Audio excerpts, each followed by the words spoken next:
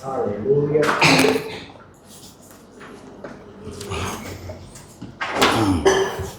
Nice.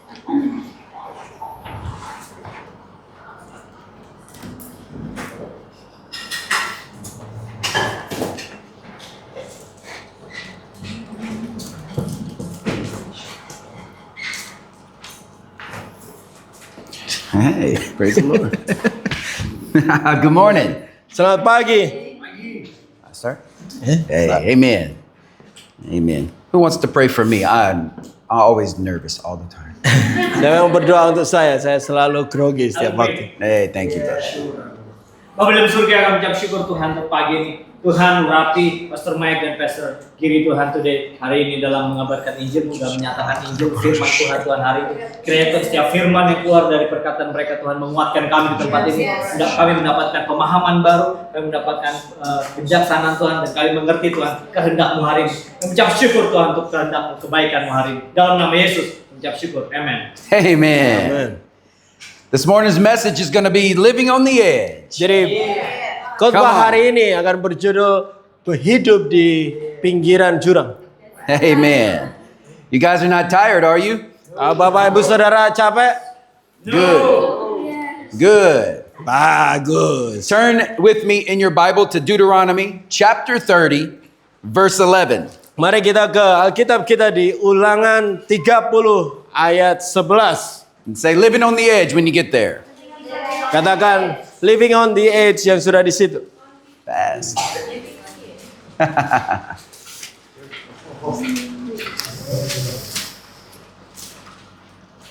You there? Sudah di situ. Say, living on the edge. Katakan living on the edge. Amen. So I should read in English and you translate the entire scripture? Can do that or per scripture you can do that. Or? One by one. Sure. Verse 11. Ayat 11. For this commandment that I command you today is not too hard for you, neither is it far off. Sebab perintah ini yang kusampaikan kepadamu pada hari ini tidaklah terlalu sukar bagimu dan tidak pula terlalu jauh. It is not in heaven that you should say, who will ascend to heaven for us and bring it to us that we may hear it and then do it. Tidak di langit tempatnya sehingga engkau berkata siapakah yang akan naik ke langit untuk mengambilnya bagi kita dan memperdengarkannya kepada kita supaya kita melakukannya. Neither is it beyond the sea that you should say, who will go over the sea for us and bring it to us that we may hear it and then do it. Juga tidak di seberang laut tempatnya sehingga engkau berkata siapakah yang akan menyeberang ke seberang laut untuk mengambilnya baik kita dan memperdengarkannya kepada kita supaya kita melakukannya. No. The word is very near you. It is in your mouth and in your heart so that you can do it. Tidak, ingatlah aku menghadapkan kepadamu sangat dekat kepadamu yakni di dalam mulutmu dan di dalam hatimu untuk dilakukan. See, I have set before you today life and good, death and evil. Ingatlah aku menghadapkan kepadamu pada hari ini kehidupan dan keberuntungan, kematian dan kecelakaan. Now, if you obey the commandments of the Lord your God that I command you today, by loving the Lord your God, by walking in his ways, and by keeping his commandments and his statutes and his rules, then you shall live and multiply. And the Lord your God will bless you in the land that you are entering to possess it. Karena pada hari ini aku akan memerintahkan kepadamu untuk mengasihi Tuhan dengan hidup menurut jalan yang ditunjukkannya dan berpegang pada perintahnya, ketetapannya dan peraturannya, supaya engkau hidup dan bertambah banyak diberkati oleh Tuhan di negeri kemana engkau masuk untuk mendudukinya. But if your heart turns away and you will not hear, but are drawn away to worship other gods and serve them, I declare to you today that you shall surely perish.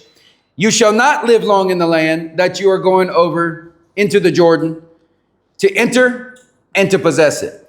Tetapi jika hatimu berpaling dan engkau tidak mau mendengar, bahkan engkau mau disesatkan untuk sujud menyembah kepada Tuhan lain yang beribadah kepadanya, maka aku memberitahukan kepadamu pada hari ini bahwa pastilah kamu akan binasa, tidak akan lanjut umurmu di tanah kemana engkau pergi menyeberangi sungai Yordan untuk mendudukinya. I call heaven and earth to witness against you today that I have set before you life and death, blessings and curses. Aku memanggil langit dan bumi menjadi saksi terhadap kamu pada hari ini. Kepadamu kuhadapkan kehidupan dan kematian, berkat dan kutuk. He goes on to say, therefore choose life, that you and your offspring may live, and so that I might give you the land. Jadi dikatakan dia lanjut, pilihlah kehidupan supaya engkau hidup, baik kamu maupun keturunanmu, sehingga engkau ada di dalam tanah itu. Friends, every time that God raises a new community from the ground, He begins by giving them a constitution. Jadi Bapak Ibu Saudara, setiap kali Tuhan memulai sebuah komunitas yang baru, dia akan memulai dengan memberi ketetapan. And that constitution is the very thing that then therefore creates the culture in which they live in. Dan ketetapan itu adalah sesuatu yang sangat penting yang akan memberikan atau menciptakan budaya kehidupan mereka. A constitution is the basic principles, laws, and fabric of the actual nation. Jadi ketetapan adalah yang adalah dasar seperti bagaimana kehidupan mereka, hukum dan juga peraturan hidup mereka. Now we in this room are part of many nations, Jadi kita di ruangan ini bagian dari banyak bangsa. different constitutions, Beda-beda peraturannya. but part of one kingdom that has one constitution, Tetapi kita bagian dari satu kerajaan yang punya satu konstitusi. and that is the word of the living God. Yang adalah firman Tuhan yang hidup.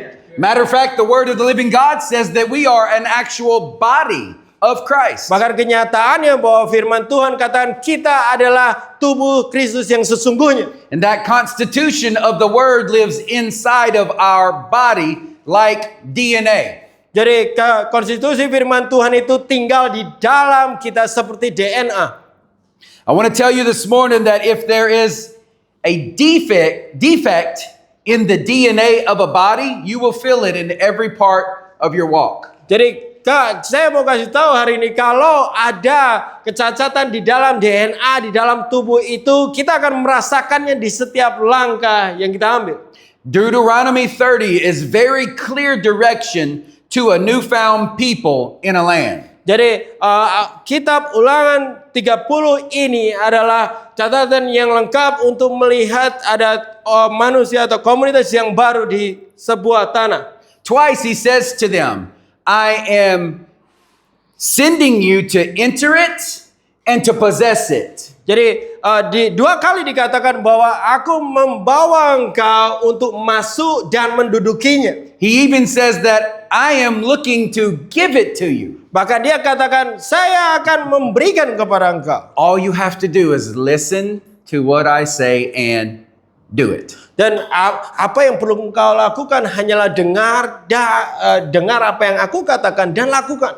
How many of you feel like that you're living on the edge of a promise? Saudara, banyak yang merasa bahwa engkau hidup di pinggiran sebuah janji itu.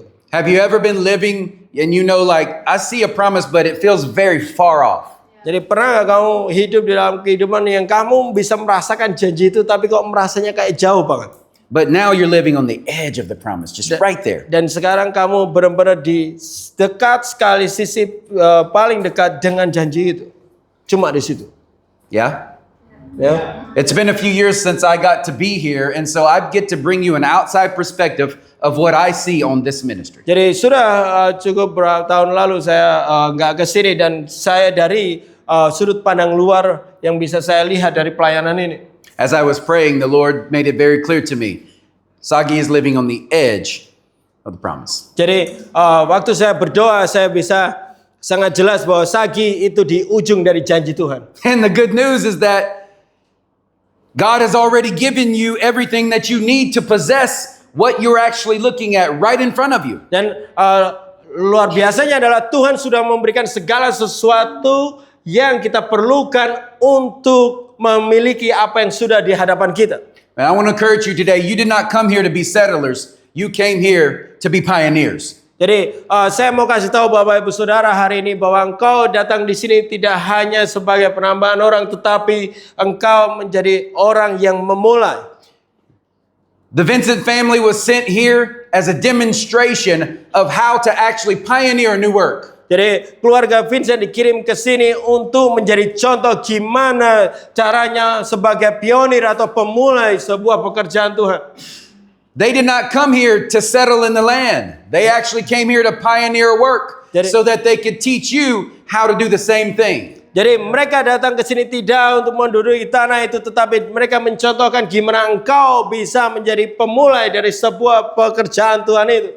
God did not call you to a life to live on the edge, if you would. Jadi Tuhan tidak menciptakan engkau untuk tinggal hanya di pinggiran janji itu. No, He gave you life so that you might live beyond the edge and into what is promised that you're looking at. Dan Tuhan memberikan kamu kehidupan untuk engkau bisa melewati si pinggiran itu dan tinggal di dalam janji itu.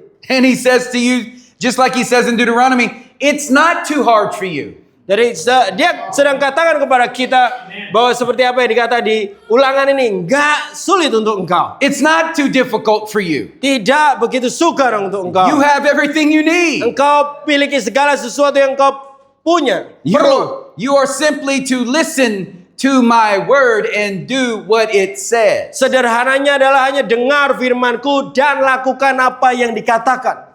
Every believer of God is faced with the daily battle of living on the edge.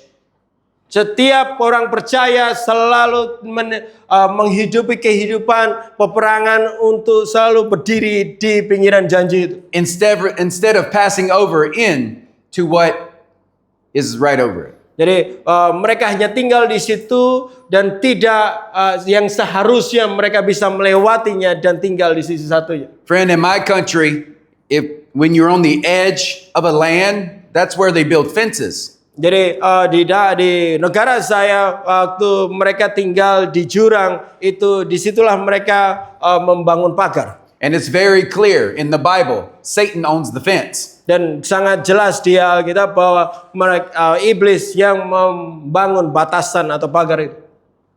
Today you have the privilege of an outside perspective. Jadi pagi hari ini Bapak Ibu Saudara punya keuntungan dari sudut pandang luaran.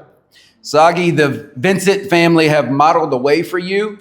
Jadi Sagi, keluarga Vincent sudah memberikan contoh kepada engkau. To perceive the edge and walk right over it. Dan untuk melewati jurang itu dan ada di antaranya. Do you want to live on the edge or you want to possess the promise that's right on the other side of it? Bapak Ibu Saudara mau terus tinggal di jurang itu atau mau memiliki apa yang ada di seberangnya?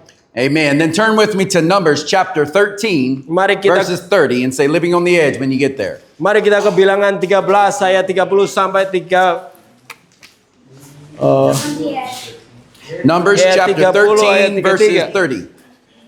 Look like I probably not in right. There you go.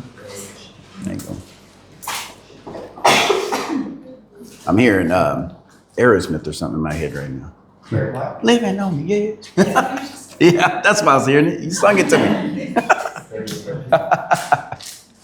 Numbers chapter 30. Chapter 13 verses 30. Ya, I am on Bilangan the other side of 13. the world right now and everything is backwards, just to be fair. Ya. Kita di Bilangan 13 ayat 30 sampai 33. Friends, during this very time in Numbers chapter 13, Israel is living on the edge and has been brought to the edge of what God had brought them to. Jadi kalau di dalam cerita ini Bapak Ibu Saudara, Israel benar-benar sampai ke titik di mana mereka ada di pinggiran dari tempat yang mereka tadinya direncanakan untuk dibawa ke situ. And it begins to expose what's actually in their heart as they've journeyed so long, but now they're just right there. Dan keadaan itu memperlihatkan apa yang sudah ada di dalam hatinya waktu semua perjalanan ini benar-benar mereka sampai di pinggiran itu. Some begin to say in their heart, I don't think we can do this. Dan beberapa mulai berbicara di dalam hatinya, wah aku nggak tahu kita bisa lakukan ini atau enggak. And a handful, just a remnant of people would say, oh no, this is what we came here for. Dan ada hanya orang-orang yang tersisa yang dikit aja yang katakan bahwa ya inilah kenapa kita kesini sekarang. Numbers chapter 13 and verse 30. Jadi Bilangan 13 ayat 30. But Caleb quieted the people before Moses and said, let us go up at once and occupy the land, for we are able to overcome it. Dikatakan kemudian Kaleb mencoba menenteramkan hati bangsa itu di hadapan Musa. Katanya tidak, kita akan maju dan menduduki negeri itu sebab kita pasti akan mengalahkannya. Then the men who had gone up with him said, we're not able to go up against the people, for they are giants. Tetapi orang-orang yang pergi ke sana bersama-sama dengan dia berkata, kita tidak dapat maju menyerang bangsa itu karena mereka lebih kuat daripada kita. And then they brought back to the people a bad report. And they said, the land through which we have gone to spy out, the land devours its inhabitants, and all the people that we saw were great in height. Juga mereka menyampaikan kepada orang Israel kabar buruk tentang negeri yang diintai mereka dan berkata, negeri yang telah kami lalui untuk diintai adalah suatu negeri yang memakan penduduknya, dan semua orang yang kami lihat di sana adalah orang-orang yang tinggi-tinggi perawakannya. We're living on the edge. The first thing we see in the promise is giants squatting on our promise. Jadi waktu kita tinggal di pinggiran itu, yang pertama kali yang kita lihat adalah raksasa yang menguasai perjanjian itu. Pay attention to what they say next. Jadi perhatikan apa yang mereka katakan berikutnya. We seemed to ourselves like grasshoppers, and so we seemed also to them. Jadi juga kami dilihat di sana orang-orang raksasa, orang-orang enak yang berasal dari orang-orang raksasa, dan kami lihat diri kami seperti belalang, dan demikian juga mereka terhadap kami. Sagi, Israel for the first time is sitting and living on the edge of the promise. Jadi And the first thing that they see is giants on the land, and they begin to question.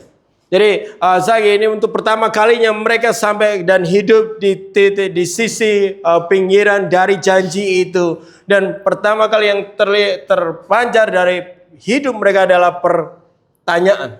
And what comes out of their mouth tells you how they see things. Jadi apa yang keluar dari mulut mereka itu memberitahu kita bagaimana sudut pandang mereka. In English, this is how they perceive something. Atau bagaimana mereka melihat sesuatu.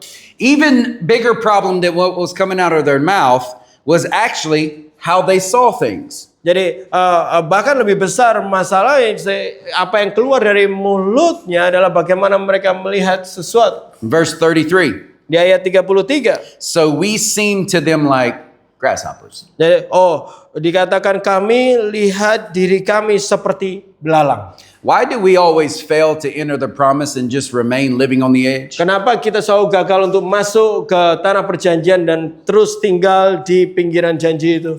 What makes us desire just to settle there instead of remain the pioneers that we are? Kenapa kok membuat kita terus nyaman aja untuk terus tinggal di sini aja dan tidak menjadi pionir sebuah pekerjaan yang maju ke depan? There are many, but I'm going to give you two things this morning. Ada banyak alasan, tetapi saya cuma mau kasih dua hari ini. I have learned as a pioneer, number one, that it's lack of training in righteousness for that moment. Jadi dari pengalaman saya sebagai pionir, nomor satu adalah kekurangannya training di dalam kebenaran di saat itu. Because we don't train in righteousness for that moment, we fail to discern what is good, what is God, and what is evil. Karena kita tidak dilatih oleh kebenaran, sehingga kita gagal di momen itu untuk melihat apa yang baik, apa yang benar, dan mana yang jahat, dan mana yang buruk. Should we stay or should we go? Apakah kita harus bertahan di sini atau kita harus pergi? And number two, Dan nomor dua, being intimidated in those times instead of actually going. dan nomor dua adalah terintimidasi di momen itu juga, dan membuat kita tidak pergi.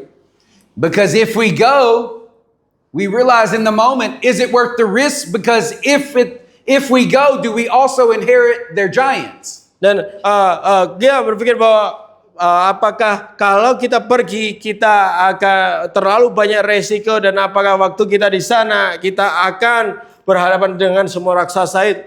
It all comes with blessings, but does it also come with curses? Apakah ini datang dengan berkat dan juga apakah itu datang dengan kutuk juga? Hebrews chapter 11, you can turn there. Ibrani 5. Hebrews chapter 5, Ya, verse Ibrani 11. 5 ayat 11. It's upside down on the side of the world. Or maybe it's right side up. Hebrews chapter 5, verse 11. Jadi Ibrani 5 ayat 11. On this topic, we have much to say, and it is difficult to explain. Tentang hal ini banyak yang harus kami katakan, tetapi ini sukar untuk dijelaskan. Since you have become sluggish in your hearing. Karena kamu telah lamban dalam hal mendengarkan. For though you should in fact be teachers by this time, Dan sebab sekalipun ditinjau dari sudut waktu seharusnya engkau sudah menjadi pengajar, you need someone to teach you by the beginning elements of God's utterances. kamu masih perlu diajar asas-asas pokok dari pernyataan Tuhan. You have gone backwards. You need milk, not solid food. Kau malah bertumbuh kebalikannya, kau memerlukan susu bukan makanan keras. For everyone who lives on milk is inexperienced in the message of righteousness because he's an infant. Sebab barang siapa masih memerlukan susu, ia tidak mengalami ajaran tentang kebenaran sebab ia adalah anak kecil. But solid food is for the mature. Tetapi makanan keras adalah untuk orang-orang dewasa. Watch this. Whose perceptions are trained by practice to discern good and evil. Yang karena mereka mempunyai panca indera yang terlatih untuk membedakan baik dan yang jahat. Why did most people complain and only a handful cross over? Kenapa banyak orang komplain bahkan hanya tinggal melewati saja? It was the way they perceived the promise. Itu bagaimana cara mereka melihat janji itu. Numbers 13:33. Di bilangan 13 ayat 33 tadi. So we seemed like grasshoppers in their eyes. Dan kita terlihat seperti belalang di mata mereka. Okay. What's wrong with that? Oh, apa masalahnya perkataan itu? The Bible never says that the giants laid eyes on them. Jadi di Alkitab tidak pernah dikatakan bahwa raksasa itu melihat mereka. They looked at the giants in the promise and said, this must be how they perceive us. Jadi mereka ini orang Israel yang melihat janji itu dan menyimpulkan ini kayaknya bagaimana cara mereka melihat kita. They made up this idea in their mind. They manufactured it themselves. Mereka membuat semua ini di pikiran mereka dan mereka bahkan menciptakan itu sendiri. At this time, the enemy had only heard about the Israelites. These particular enemies had not ever seen those Israelites. Jadi di titik itu, di masa itu, musuh hanya mendengar saja dengan tentang Israel, tapi belum pernah melihat Israel. Israel was still a baby nation and they needed to train their perception. Jadi Israel masihlah sebuah bayi, sebuah bangsa yang masih mula-mula dan mereka harus belajar tentang persepsi mereka. Friends, when you have the Word of God hidden in your heart, the Spirit of God indwelling in your body, Tuhan, teman-teman semua, kalau engkau punya kebenaran firman Tuhan di hatimu dan juga Roh Kudus yang ada di dalam tubuhmu, and the family of God surrounding you, dan keluarga Tuhan ada di sekitar kita, you are more than ready to take the promise. kamu benar-benar lebih dari siap untuk mengambil perjanjian itu. This word perception in the Greek in your Bible, Jadi kata persepsi ini atau pandangan mereka di Alkitab kita, it means an actual organ of perception. jadi ini artinya adalah benar-benar salah satu organ dari persepsi itu.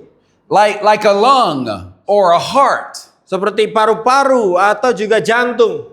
Think about that because you're a new creation, a spiritual creation. Jadi coba bayangkan, pikirkan tentang hal ini karena kita ini adalah ciptaan baru. with that spiritual creation comes new organs. Jadi karena kita ciptaan baru itu kita juga memiliki organ yang baru You must train that organ. dan kita perlu melatih organ itu. That organ is perception, how you see things. Jadi organ itu adalah persepsi, bagaimana kamu melihat sesuatu. Hebrews 5 is telling us, or Hebrews 5 is addressing some of the same issues that Israel dealt with, but also some of the same issues that you have today in training your perception. Jadi Ibrani ini memperlihatkan tentang masalah yang juga terjadi pada Israel itu dan juga akan memperlihatkan pada kita masalah yang kita miliki hari ini di dalam persepsi kita. Hebrews 5:12 says some of you ought to be teachers of what you have already learned. Dan di dalam ayat 12 dikatakan kamu seharusnya sudah jadi pengajar dari apa yang kamu sudah terima. Hebrews 13 says that many of you are living off the messages that you heard about righteousness, but you have yet to put it in practice and experience it for yourself. Dan Ibrani 13 ayat 13 ini juga katakan bahwa engkau tidak sama sekali menghidupi kebenaran itu dan tidak membuat hidupmu dilatih olehnya. Verse 12 says, when you do that, you go backwards, not forwards, as you should. Dan waktu ketika kamu melakukan hal ini atau terjadi di hidupmu seperti ini, kamu akan mundur yang seharusnya kamu maju. Because in verse 14, he says, although you are living on the edge of the promise, you must train your perception by practicing it. Dan di ayat 14 dikatakan, ya kalaupun kamu ada di pinggiran janji itu, kamu harus melatih persepsimu. And until you practice it, you won't realize it. Dan kalau kamu sampai titik di mana kamu melatihnya, kamu tidak akan pernah menyadarinya. I have a question for you today. Saya punya pertanyaan untuk Bapak Ibu Saudara. Do you really think that Joshua and Caleb were not afraid like the rest of the people? Apakah engkau pikir kalau Joshua sama Caleb itu tidak takut seperti orang yang lainnya? Do you think that their hearts were not beating in their chest as they saw the giants, just like the rest of the people? Apakah kamu pikir bahwa mereka berdua sama sekali tidak berdebar hatinya dan takut seperti orang yang lainnya? Friends, I've been walking with Jesus for 24 years now. Jadi saya sudah berjalan bersama Yesus kurang lebih di 24 tahun. And I've been afraid most of the time. Dan sepanjang waktu saya selalu takut. But the problem in Numbers 13 was not with fear that was present in both parties, but rather the perception that was found in the different parties. Jadi di dalam Ulangan 13 tadi, di bilangan 13 tadi, masalahnya adalah bukan di dalam ketakutannya, tetapi persepsi di keduanya yang berbeda.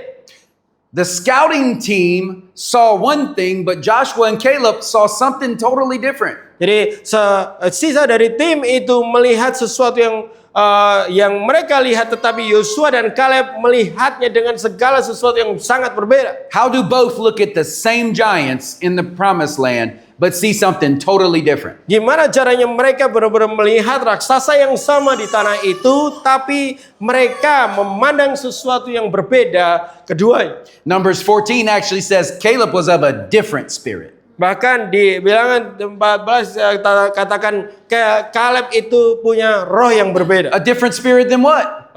Roh yang berbeda dengan apa? A different spirit than the rest of the believing people. Jadi roh yang berbeda dia dari semua orang sisanya. I want to tell you the difference between Joshua and Caleb and the rest of the people, where Joshua and Caleb never ever were intimidated. Ya, saya kasih tahu pada Bapak Ibu Saudara perbedaannya Yosua dan Kaleb dari antara yang lain, bahwa Yosua dan Kaleb tidak pernah membiarkan dirinya terintimidasi. Sagi Hebrews 5 tells us we must train our perception. Jadi Sagi Ibrani 5 ini mengatakan kepada kita bahwa kita harus melatih persepsi kita. When you look at the promise and you see giants in your way, it is not a burden to you, it's a blessing. Jadi waktu engkau melatihnya, kau lihat raksasa menghalangi engkau, kamu tidak melihatnya sebagai masalah tetapi sebagai berkat. It's actually the place that God brought you to help you train your mind to be like the mind of Christ. Itu sebenarnya adalah satu tempat di mana Tuhan membawa kita ke titik itu supaya kita terlatih untuk melatih pikiran kita. What did Numbers 13:33 say? Apa yang kitab Ulangan 13:33 katakan? We seem to ourselves like grasshoppers, and so we seem to them as lesser than. Jadi bilangan 13 tadi dikatakan bahwa mereka melihat kita seperti belalang itu dan kita tidak bisa mendapatkannya. This is what it looks like in our life. Ini yang terlihat di dalam hidup kita, Bapak Ibu. Well, Saudara. I assume that I am no challenge to those giants. Oh iya, saya menyimpulkan bahwa aku benar-benar tidak punya kesempatan untuk menang melawan raksasa itu. I assume that the promised land that God is leading me to will devour me and kill me. Dan aku simpulkan kalau semua tanah perjanjian yang Tuhan mau aku di sana itu akan mengalahkan aku dan menguasai aku.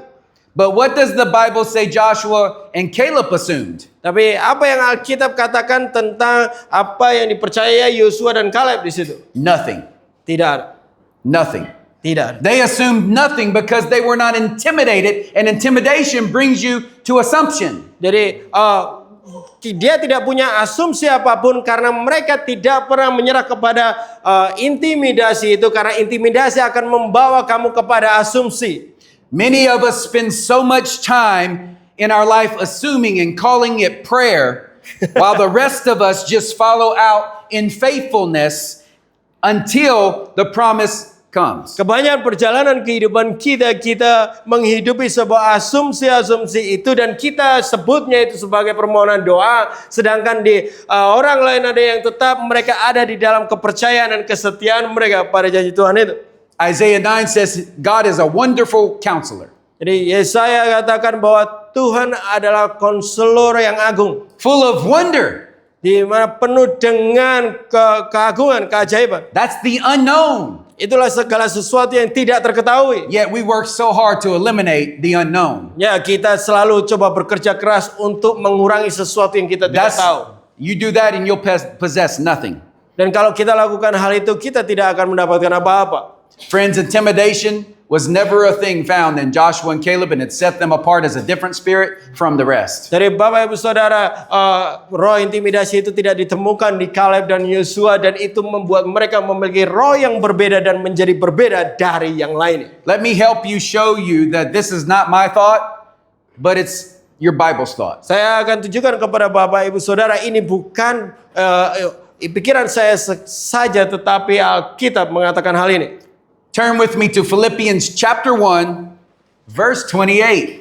Jadi kita akan ke Filipi 1 ayat 23. Not chapter 28, verse 1. Living on the edge. I'm busy, too busy for the worship team. Philippians chapter 1, verse 28 says, do not be intimidated in any way by your enemies.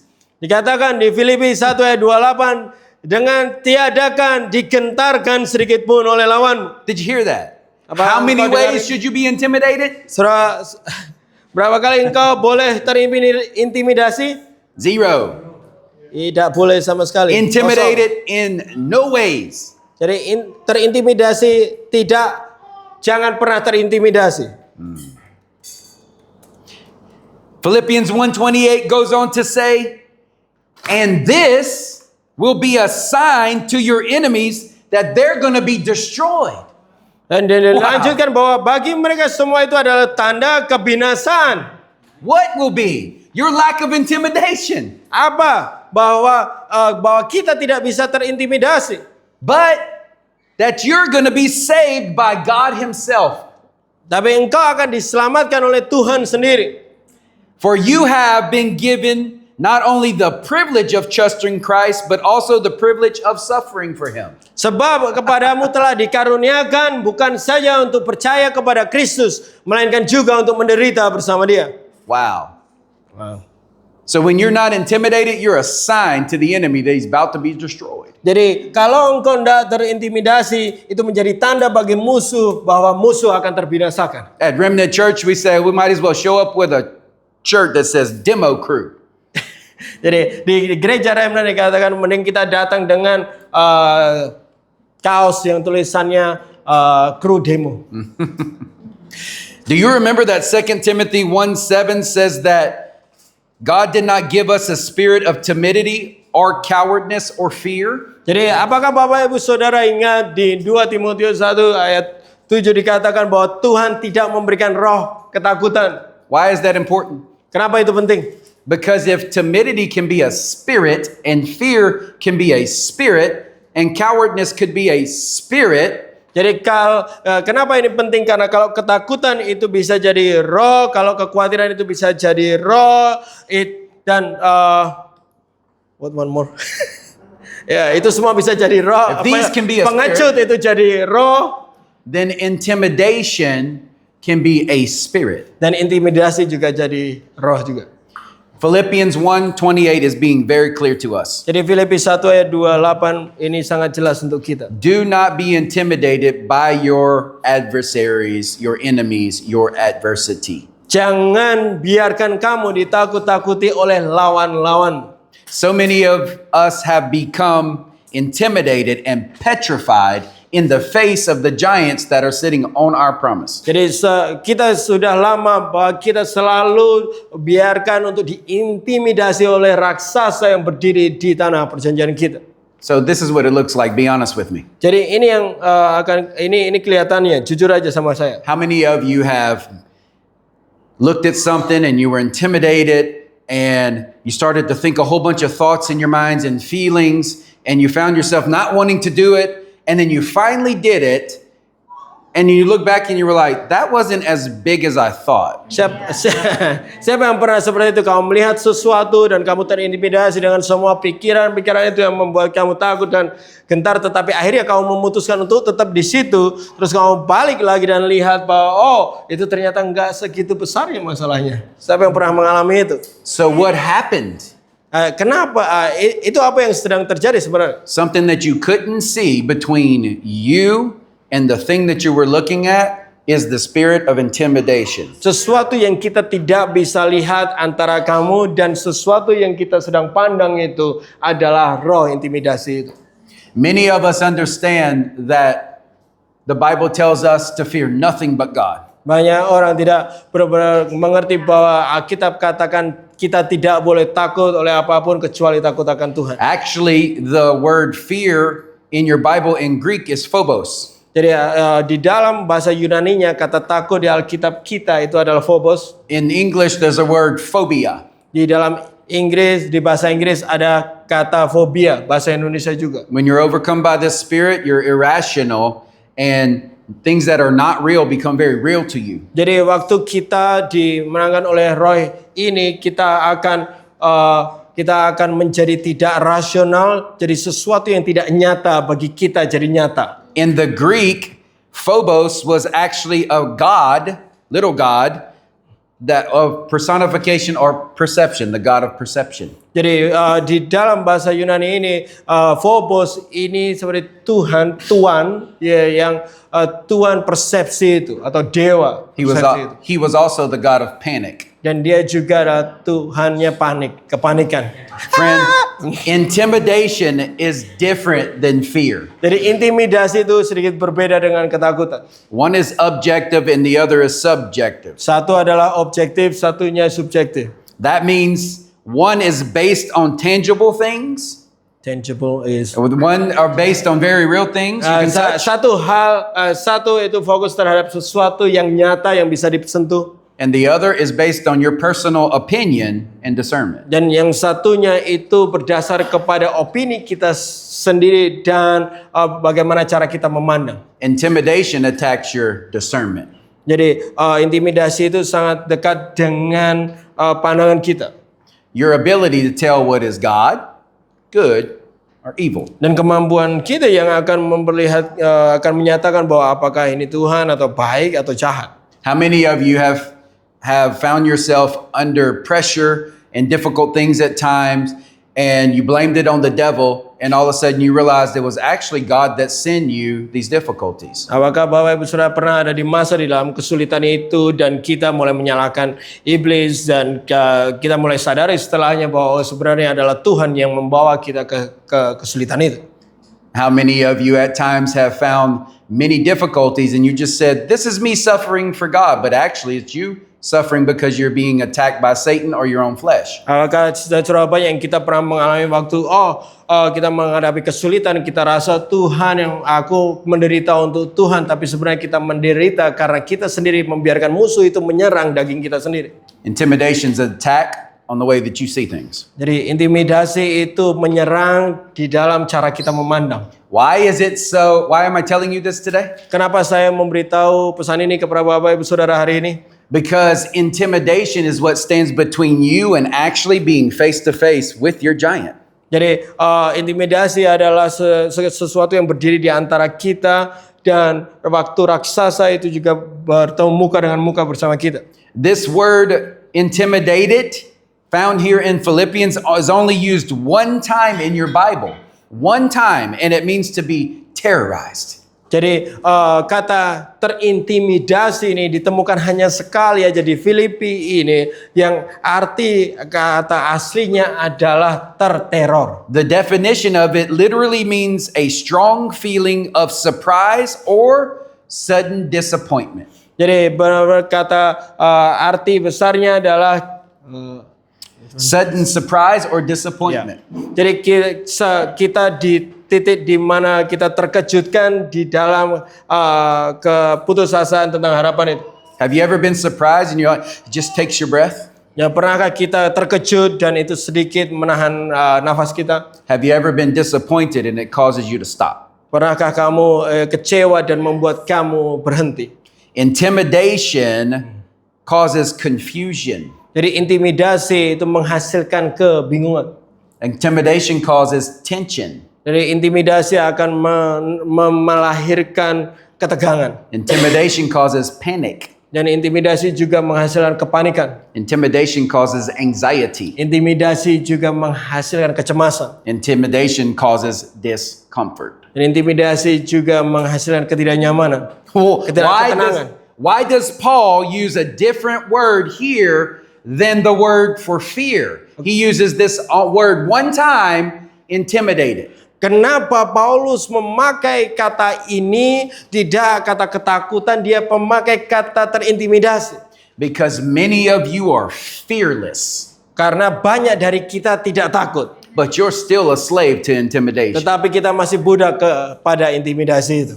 And it is what causes those who live on the edge of the promise to watch other people enter in to what belongs to them. Dan ini yang membuat ada orang-orang yang hanya bertahan berdiri di sisi dari tanah perjanjian itu dan melihat orang-orang terus berjalan ke seberang hidup dalam perjanjian itu. Paul says that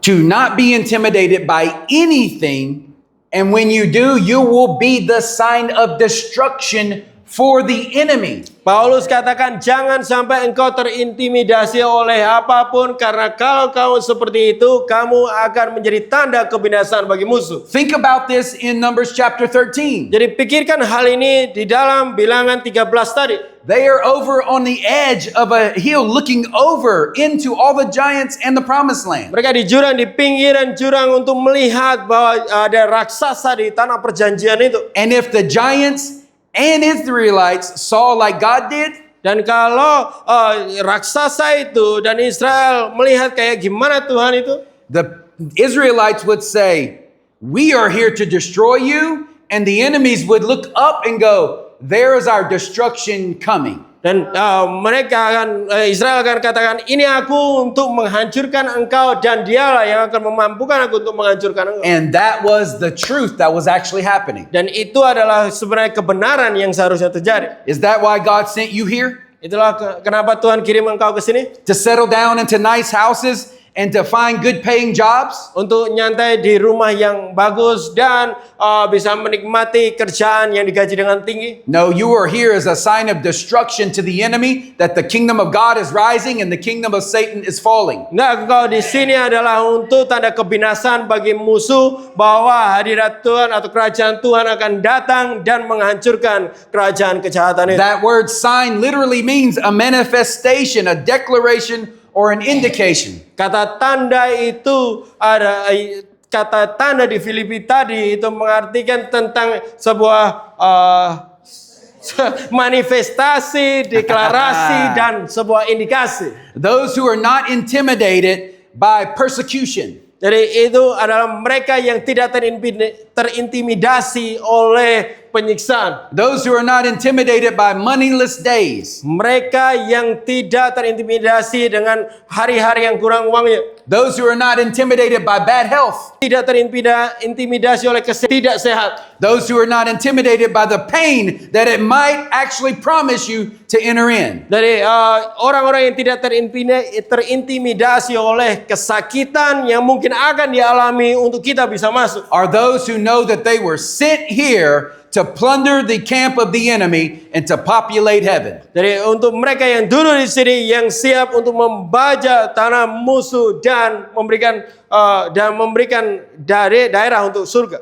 We often live on the edge because we are so afraid of failure. Kita sering banget hanya berdiri saja di pinggiran itu karena kita takut untuk gagal. But failure is a fantastic teacher and you don't have to walk in it.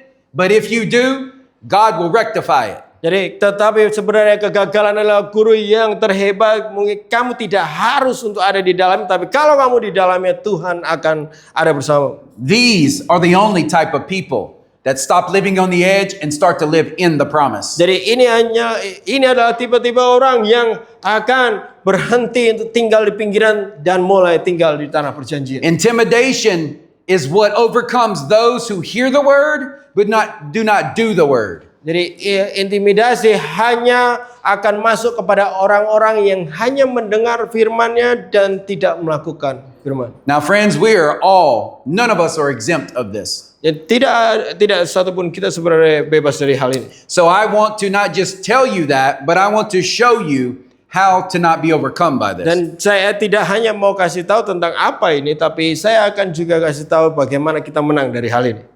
Do you want to live on the edge or you want to live in the promise? Apakah Bapak Ibu Saudara mau tinggal hanya di pinggiran atau mau ke tanah perjanjian?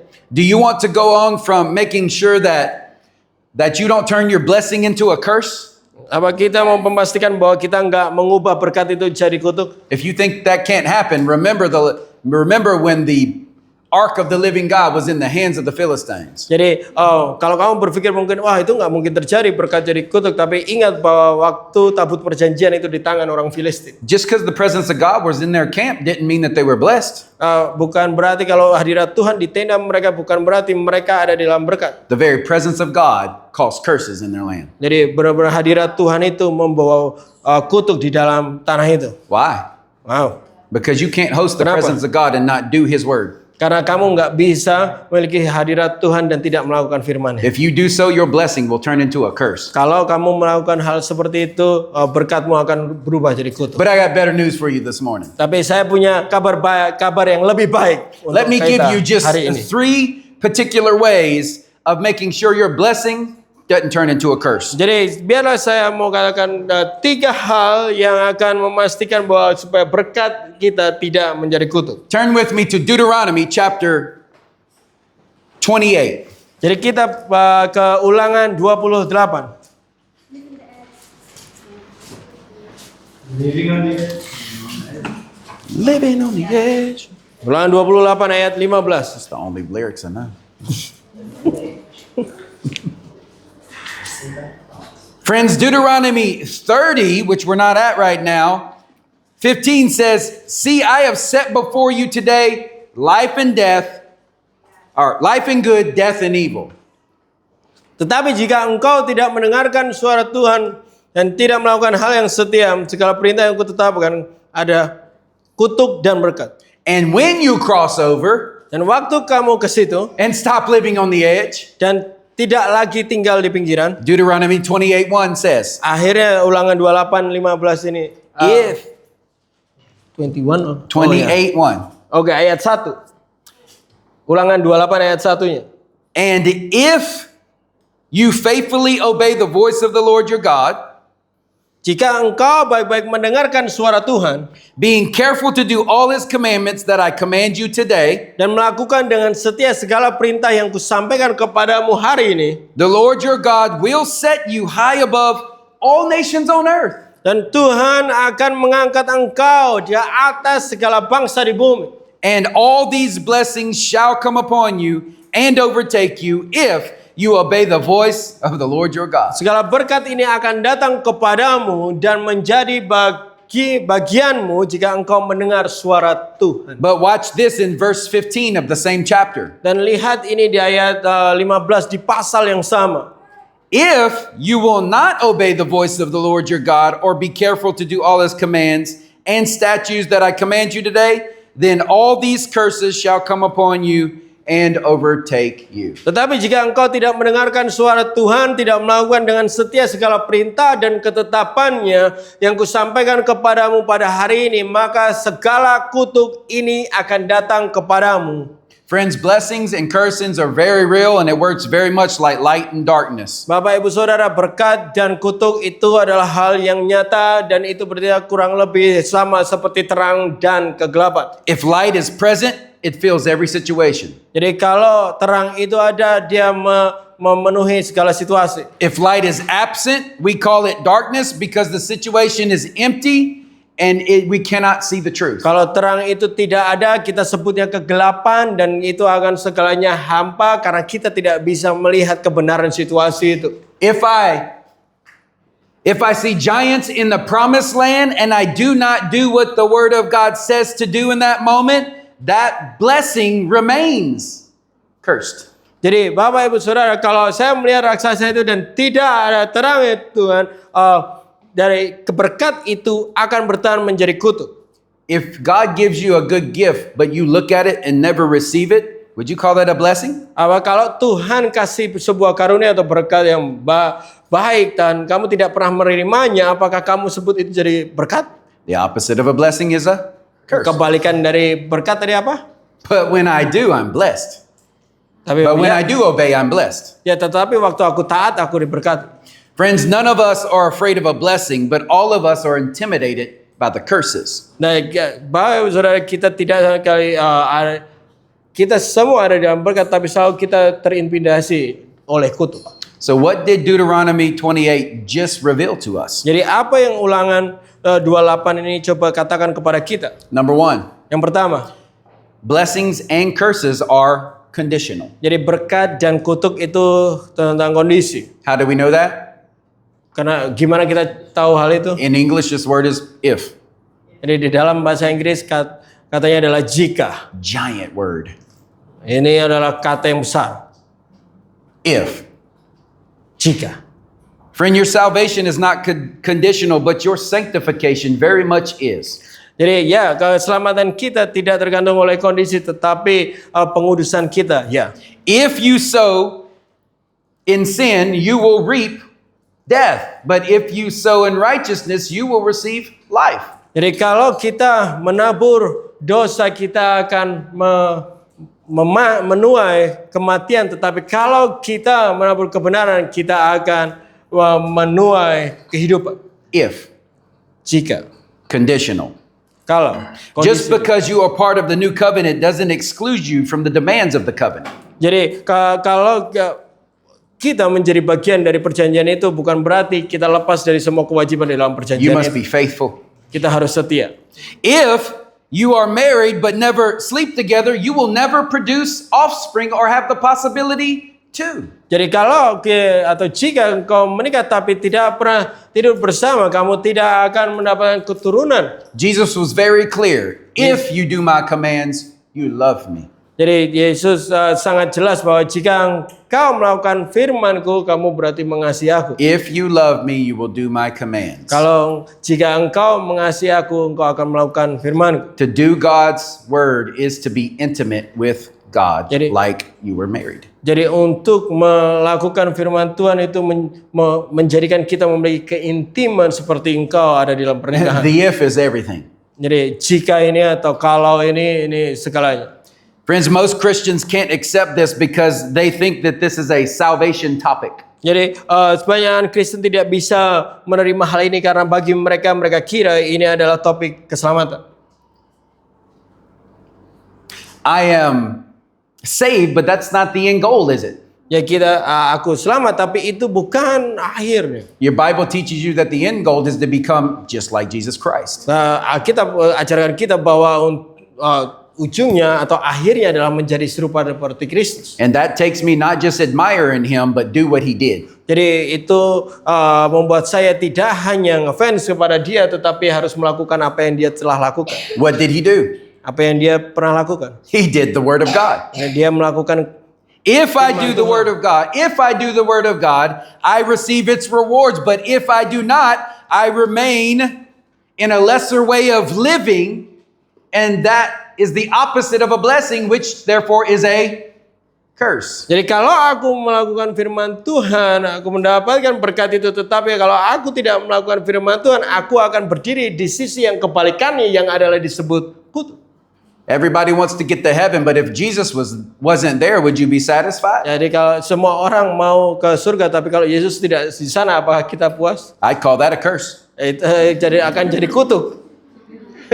You see, humanity is living in a disposition of a curse, and so the only thing that breaks that is the blessing of living together with Jesus in obedience to his word. Jadi Bapak Ibu Saudara, kemanusiaan itu benar-benar ada di sisi dari kekutukan itu, tetapi untuk ada di posisi berkat itu adalah hidup bersama Yesus dan di dalam firman-Nya.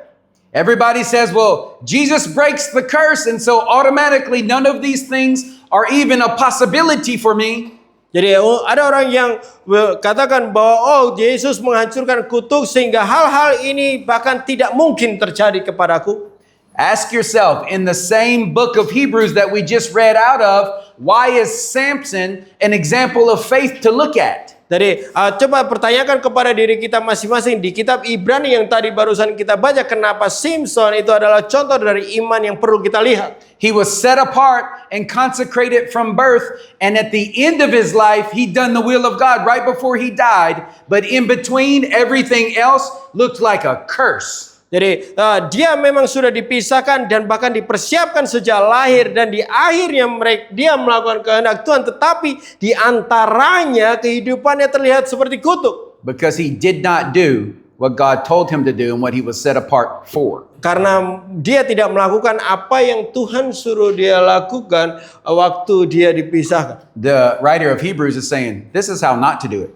Jadi penulis Ibrani coba katakan bahwa ini hal yang jangan dilakukan. 1 John 2:5 says this. Jadi 1 Yohanes 2 ayat 5 dikatakan ini. But if anyone obeys his word, love for God is truly made complete in him. Tetapi barang siapa menuruti firman-Nya, di dalam orang itu sungguh sudah sempurna kasih Tuhan. And this is how we know we are in him. Jadi inilah bagaimana kita ketahui kita ada di dalam Dia. Whoever claims to live in him must live as Jesus did. Barang siapa menyatakan bahwa ia ada di dalam Dia, ia wajib hidup sama seperti Kristus hidup. If you don't want to live on the edge and actually live blessed in the promised land and not turn your blessing into a curse, you have to understand, number one, that blessing and curses are conditional. Jadi Bapak Ibu Saudara, kalau kamu mau berhenti dari tinggal di pinggiran aja dan hidup dalam perjanjian itu, kamu harus belajar bahwa hal ini berkat atau kutuk ini adalah yang pertama tentang kondisi. I was intimidated when I knew that I had to share the word here. Jadi saya sedikit terintimidasi waktu saya tahu bahwa saya harus khotbah di sini. For about 3 seconds. Cuma 3 detik aja. When I knew that I had an interpreter. Dan waktu saya tahu juga saya punya terjemah. Something said to me, make sure that you share a small, short, simple word so that by the time we interpret it, everybody will be okay. Jadi dikatakan bahwa pastikan kamu kasih kalimat yang pendek, yang kecil, dan yang mudah supaya gampang diterjemahkan, jadi semua orang baik-baik aja. And then I heard my pastor Eric say in my mind, do not curse them with low expectations. Jadi saya dengar kata-kata Pastor Eric di pikiran saya bahwa jangan biarkan mereka bertahan di ekspektasi yang rendah. Number 2, Nomor Blessings 2. and curses are covenantal. Jadi berkat dan kutuk itu dalam perjanjian. Covenantal itu enggak ada bahasa Indonesia ini. They are like you make covenant with blessings and curses. Itu seperti kita membuat marry sebuah perjanjian dengan berkat dan kutuk. This is said in Exodus chapter 23. Ini terlihat di Keluaran 23 Verse 32. ayat 32. Exodus 23:32. Jadi Keluaran 23 ayat 32. Wow, that one's literally mirrored. So Yeah, literally. Verse 32. You shall make no covenant with them and their gods. They shall not dwell in your land, lest they make you sin against me. For if you serve their gods, it will surely be a snare to you. Janganlah mengadakan perjanjian dengan mereka ataupun dengan Tuhan mereka. Mereka tidak akan tetap diam di negerimu supaya mereka jangan membuat engkau berdosa kepadaku dengan beribadah kepada Tuhan lain, sebab tentulah itu akan menjerat engkau. I have watched so many enter the land and then go back to living on the edge because they are frustrated, bogged down, and set backwards by making agreements with the gods of the land. Saya banyak melihat kehidupan orang-orang yang sudah tinggal di perjanjian itu dan balik lagi tinggal di pinggiran itu karena mereka menghidupi kehidupan mereka untuk membuat perjanjian kepada orang-orang pemilik dari tanah itu. You say, I don't do that, but remember, the Word of God sets the Constitution, and the Constitution makes the culture. Jadi ya mungkin kamu katakan aku nggak lakukan itu, tapi ingat bahwa firman Tuhan itu membuat konstitusinya dan konstitusinya itu membuat budayanya. Therefore, if you make agreements with the culture of the land that does not line up with the Word of God, you are making agreement with the gods of the land. Jadi kalau engkau coba membuat perjanjian kepada budaya di tanah asli tanah itu dari situ yang tidak sama sekali selaras dengan firman Tuhan, engkau sedang membuat perjanjian kepada dewa dari tanah itu sendiri. Blessings and curses are covenantal, and a covenant is like a legal contract that you're making. Jadi berkat dan kutuk itu di dalam keperjanjian ketentuan perjanjian, di mana perjanjian itu seperti pernikahan yang secara resmi yang dibuat. And if you are already married to God and you make a covenant with another, that is called adultery. Jadi kalau kamu sudah menikah kepada Tuhan dan kamu membuat perjanjian kepada orang lain, itu yang disebut perselingkuhan. What have you made mental agreements with in this land? Bagaimana kalau kita membuat perjanjian itu secara mental dengan tanah ini? Since you were in this land, just because it's easier. Jadi kalau mungkin kamu di tanah ini jadi lebih mudah hal itu terjadi. Friends, when you flirt with darkness, you will sleep with it. And any time that you sleep with darkness, you are sleeping with Satan. And Satan can only produce a curse. Jadi Bapak Ibu Saudara, kalau kamu tinggal di situ kan di dalam kegelapan itu kamu akan tidur bersamanya, dan waktu kamu tinggal tidur bersamanya berarti kamu sedang tidur sama setan. Dan disitulah kamu sedang menghidupi kutuk itu. 1 Corinthians 7:39 is an obscure scripture. Jadi 1 Korintus 7 ayat 39. And it says, a woman is bound to her husband only as long as he's alive. Jadi seorang wanita itu terikat kepada suaminya selama suaminya itu hidup.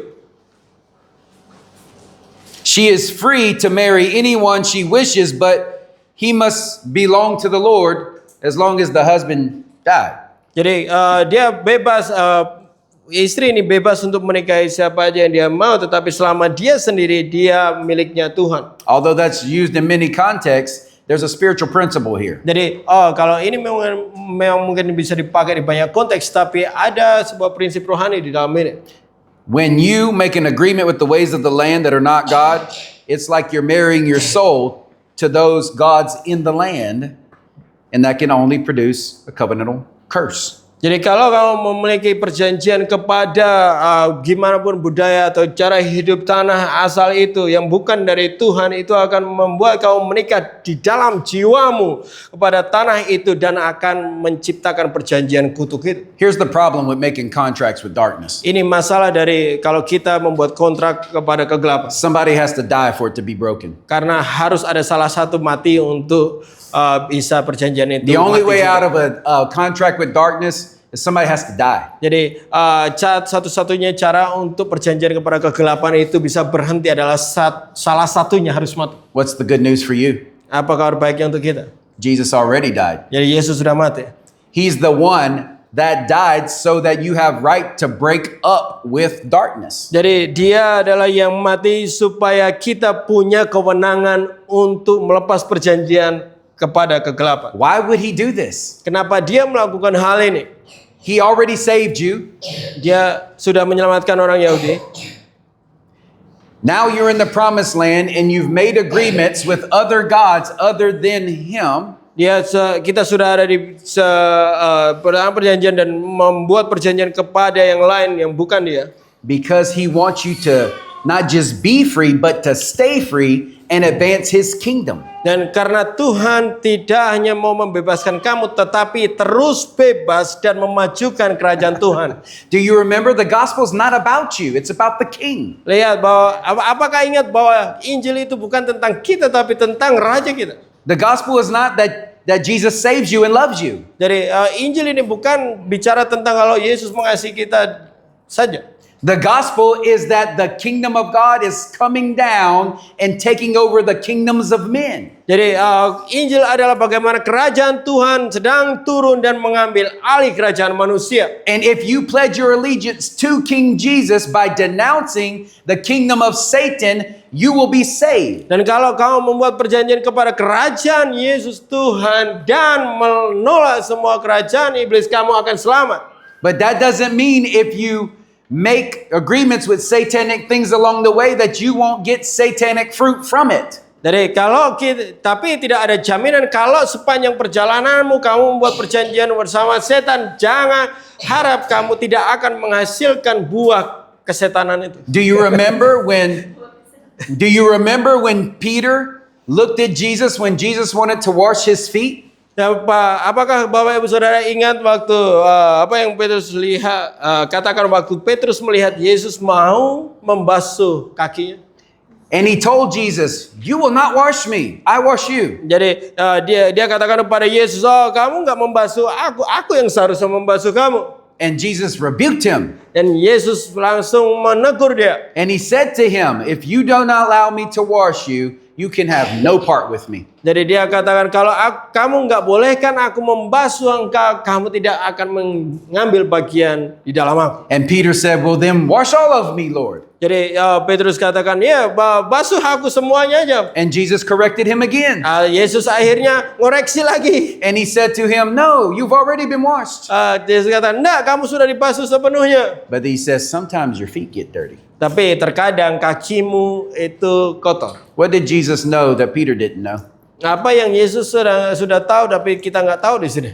That although you might be saved by the living God, you also go out there and get your feet dirty, and you have to come back to him every single day for him to wash you over and over and over again. Ya, terkadang walaupun kamu sudah diselamatkan oleh Tuhan, kamu berjalan di luar sana dan kakimu menjadi kotor, walaupun kamu sudah dibasuh sepenuhnya, tetapi kamu perlu datang kepada Yesus lagi untuk dibersihkan, dibasuh kakimu. Friends, just because you got saved a few years ago, don't you think your feet can't get dirty in this demonic world? Jadi kalau engkau merasa mungkin kamu selamat di beberapa tahun lalu, bukan berarti kakimu tidak akan kotor di dunia yang kotor ini.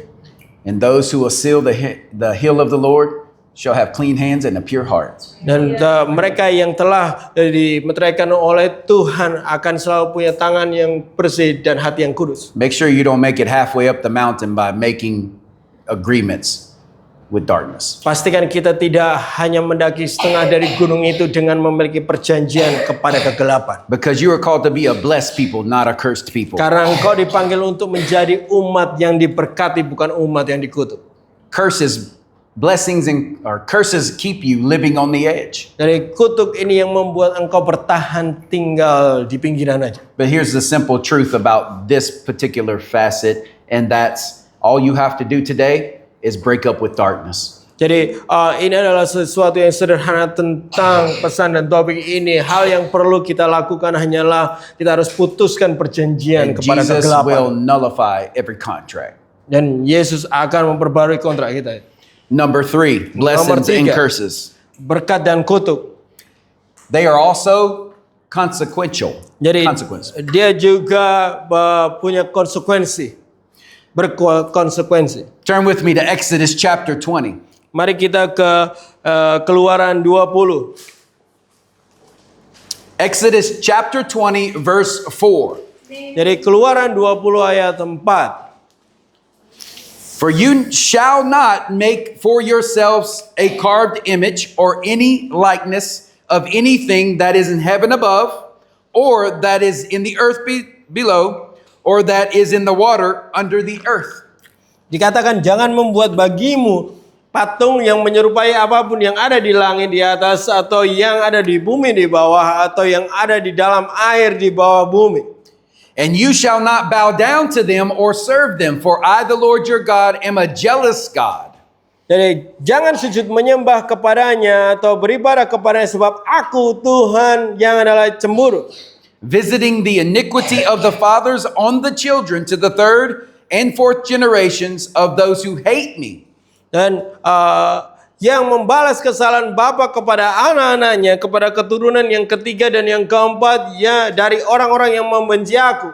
But showing steadfast love to thousands of those who love me and keep my commandments. Tetapi aku menunjukkan kasih setia kepada beribu-ribu orang, yaitu mereka yang mengasihi aku dan yang berpegang kepada perintah-perintahku. Listen to me this morning. Dengarkan saya hari pagi ini. John 14:15 says, if you love me, you will do my command. Yohanes 14 ayat 15 katakan, kalau engkau mengasihi aku, engkau akan menuruti segala perintahku. That means the decisions that you make today will echo into tomorrow. Artinya keputusan yang kamu ambil hari ini akan bergema ke hari besok. That means this generation's compromise will be the next generation's captivity. Jadi kalau artinya bahwa sebuah kompromi yang dilakukan generasi sekarang itu akan menjadi sebuah tawanan bagi generasi Did you berikutnya. hear what I say? This generation's compromise will be the next generation's captivity. Apakah engkau mendengarkan saya bahwa generasi sekarang kompromi, generasi ke depan akan tertawan? Every man is captive to the consequences of the previous generation, but that's not the same as a curse. Setiap manusia itu tertawan oleh konsekuensi dari generasi sebelumnya, tetapi itu tidak sama dengan kutuk. We live on the edge and fail to enter the promise when we fix our eyes on our Father's failures instead of the delivering power of our God for the future. Kita akan gagal untuk masuk pada perjanjian Tuhan kalau kita terus memandang, melihat kegagalan generasi sebelumnya atau bapak-bapak kita, dan bukannya kita memandang tentang kekuatan Tuhan. What does that look like? Itu kelihatan seperti apa? My father was a terrible absent father, Papa saya benar-benar bapak yang payah, but I am none of those things. tapi saya tidak sama sekali. Jennifer's mother was an alcoholic, but she is none of those things. Jadi ibu dari ibu yang Michen itu alkoholik, tetapi dia tidak. Every one of my generations past that we could talk about had molestation in the family, except for my children. Jadi kalau segala sesuatu di generasi keluarga besar saya, kita bisa bicarakan tentang semua kegagalan dan ketidakbaikan mereka, tetapi itu tidak terjadi dari anak-anak saya. Why? Kenapa? Because we decided not to pray about things, but to actually do things different. Jadi karena kami memutuskan untuk tidak berdoa untuk sesuatu, tetapi mulai melakukan segala sesuatu berbeda. No matter the cost, even if it costs me my family. Jadi tidak peduli seberapa harga yang harus dibayar, walaupun itu mungkin harus membayar putus hubungan terhadap semua keluarga besar. We were not going to let the consequences of our family's poor behavior curse us. Jadi kita tidak mau membiarkan semua perilaku buruk mereka keluarga sebelumnya untuk menjadi kutuk bagi kita. I was raised in the consequences of unbiblical behavior. Saya dibesarkan di dalam konsekuensi dari kehidupan yang tidak alkitabiah. But how am I blessed and not cursed? Gimana saya diberkati dan tidak dikutuk? Because those who are cursed are those who repeat the behavior. Karena mereka yang terkutuk karena mereka mengulangi kembali tindakan dan perilaku itu. My entire family were unbiblical in all of their nature, but I took on the nature of Jesus Christ and began to do what he did, and it broke the family curse. Jadi seluruh keluarga besar saya mereka menghidupi perilaku yang tidak alkitabiah, tetapi saya memilih untuk menghidupi apa yang Yesus telah lakukan sehingga tidak lagi ada di dalam kutuk itu. What would have happened if I was born again but didn't do the word of God? Apa yang terjadi kalau aku dilahirkan baru tetapi tidak melakukan perintah Tuhan? What would happen if the constitution of God did not become my constitution? Apa yang terjadi kalau konstitusinya Tuhan tidak menjadi konstitusinya saya? I would have received what my fathers received before me. Saya akan menerima apa yang bapak saya terima. But just because their poor behavior was the consequence I lived in, Kalaupun semua perilaku mereka yang buruk itu menjadi sebuah konsekuensi yang akhirnya saya hidupi, it did not automatically become mine. tidak itu secara otomatis harus jadi punya Because I saya. did not repeat it, Karena saya tidak mengulanginya but I actually did what Jesus did instead. dan tetapi saya melakukan apapun yang Yesus lakukan.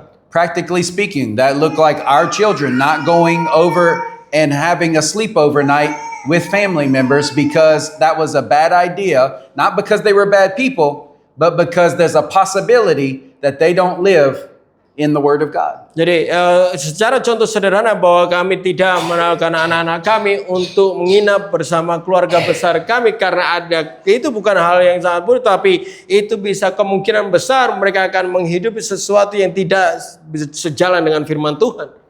This generation's compromise of the next generation's captivity, and if you compromise 1 inch, it will be their very prison for your children. Jadi kompromi di generasi ini akan membuat generasi berikutnya menjadi tawanan, dan hanyalah 1 inci saja kompromi di generasi kita, generasi berikutnya akan hidup di dalam But your tawanan. Bible is clear.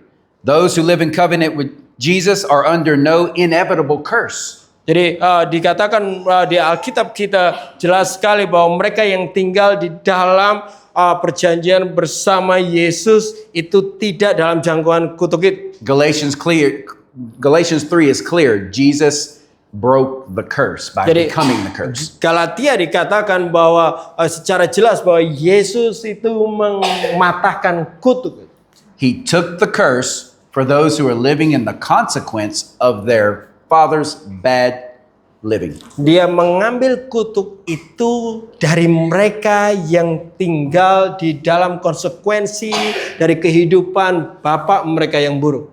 Before we move on to this, very important, Sebelum kita maju melangkah lagi, ini ada hal yang penting. you're going to have to understand that just because you live in the last generation's wicked choices doesn't mean that you are doomed to repeat their failures. Jadi sadari bahwa kalaupun kamu ada di sisi terakhir dari seluruh keturunan atau generasi yang melakukan keburukan, bukan berarti kamu harus untuk melakukan perilaku yang buruk yang sama. You are a blessed people because of Jesus, Kamu adalah umat yang diberkati karena Yesus. but your life can look like it's cursed even though you are saved when you repeat the failures of your fathers. Jadi tetapi kehidupanmu bisa terlihat seperti kutuk walaupun kamu ada di berkat itu kalau kamu kembali melakukan tindakan seperti kegagalan generasi sebelumnya. Sagi, we're coming to the end of this message. Jadi Sagi, kita sampai di akhir dari khotbah ini. Turn with me to Deuteronomy chapter 30. Jadi kita ke kitab Ulangan 30. That'll be our last scripture for today. Ini ayat yang terakhir untuk kita hari ini. Say living on the edge when you get there. Jadi waktu kalau udah di situ katakan living on the edge. Sagi, the Vincents have gone before you and set a model for you. That is a blessing from God. Jadi Sagi the Vincent sudah jalan duluan untuk jadi model bagi kita atau contoh bagi kita dan itu adalah berkat dari Tuhan. You were not brought here to live on the edge. Jadi engkau sampai di sini untuk tidak tinggal di pinggiran saja. You were brought here to enter the promised land. Kamu dibawa ke sini untuk masuk ke tanah perjanjian. The way that you do that is to never be intimidated by anything. Untuk kita melakukan hal itu untuk masuk dalam tanah perjanjian, biarlah kita tidak sama sekali terintimidasi oleh apapun. And to train your perceptions to see God as He sees you, not how your enemy sees you. Jadi untuk melatih persepsi kita bagaimana Tuhan melihat kita, bukan bagaimana musuh melihat kita. And as you are entering this land, you must not turn your blessing into a curse. Dan begitu kita mulai masuk ke tanah perjanjian itu, pastikan kita tidak mengubah berkat itu jadi kutuk. And how is that possible? Bagaimana itu mungkin terjadi? To failing to meet the conditions of God's word. Kalau kita gagal untuk mendapati kondisi atau standar yang benar untuk firman Tuhan, Making covenants with foreign gods. membuat perjanjian kepada dewa yang lain atau Tuhan yang lain, Repeating the patterns of those who have gone before you just because that's just the way you've lived. jadi mengulangi semua pola kehidupan orang-orang leluhur atau keturunan sebelum kita karena kita merasa bahwa ya inilah bagaimana aku hidup.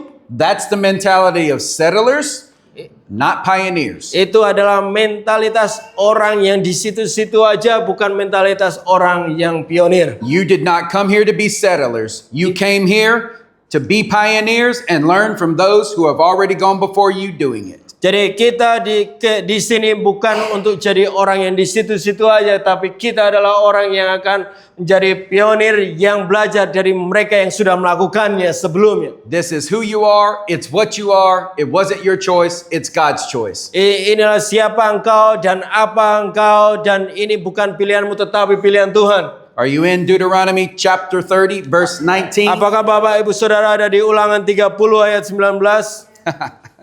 Today I call heaven and earth to witness against you today. Aku memanggil langit dan bumi untuk menjadi saksi terhadap kamu hari ini.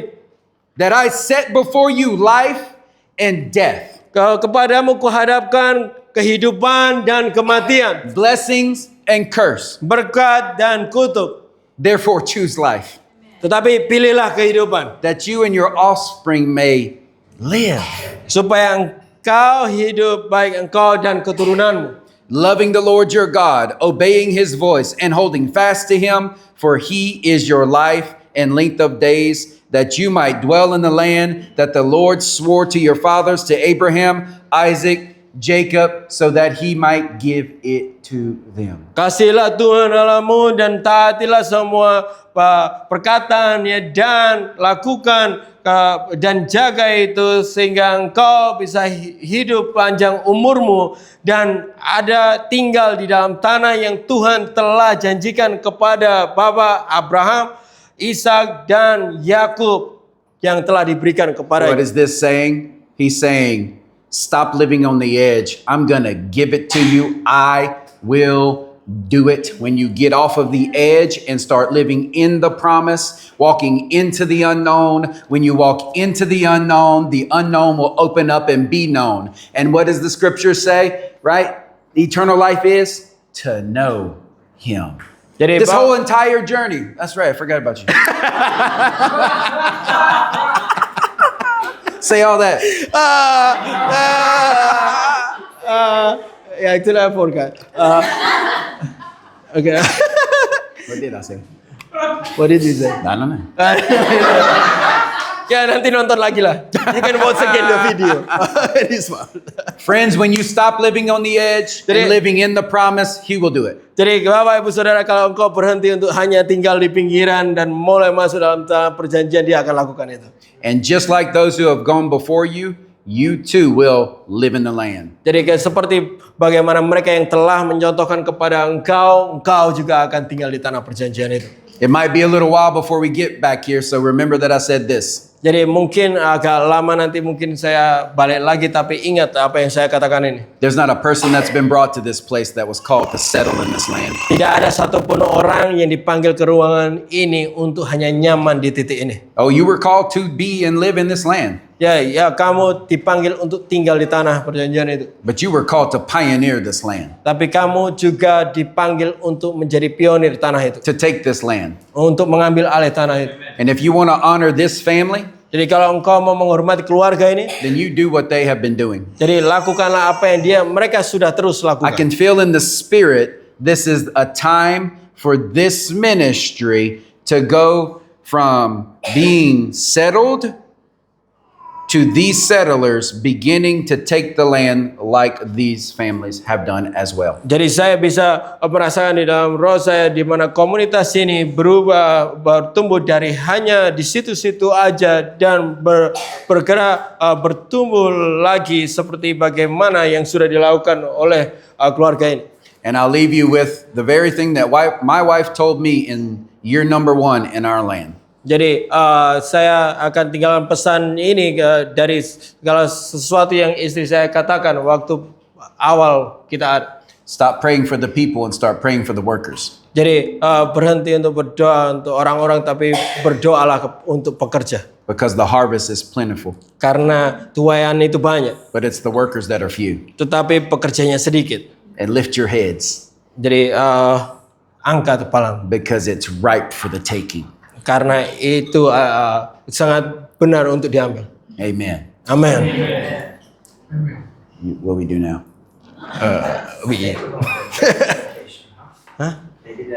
Yeah, we do baby dedication. Love you guys. But don't go where they want you and Jim to be up here. Yeah. Okay. Maybe. Come up Kita here, Jan. mau I got some water for you. penyerahan anak. Matiin dulu. Tuh, ada beberapa ayat yang mau dibagikan.